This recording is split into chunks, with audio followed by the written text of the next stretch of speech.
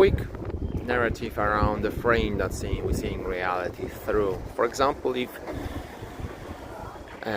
I feel like I'm being attacked by my wife in a conversation, then I can realize, and I know that she loves me, and we kind of have that conversation.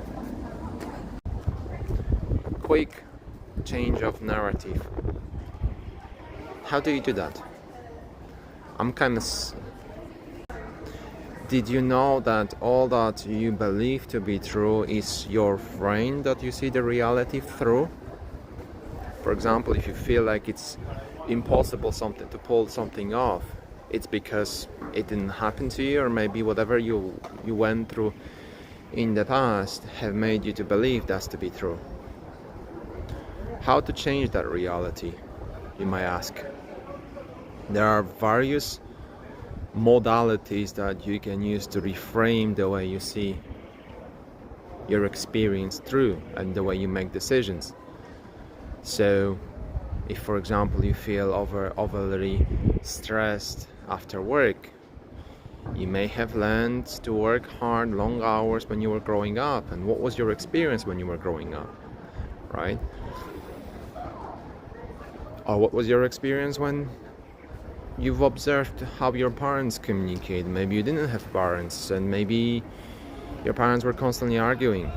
And sort of think about how you may be repeating certain patterns in your current relationship, current endeavors, and current sort of actions that you take. Quite often the impulse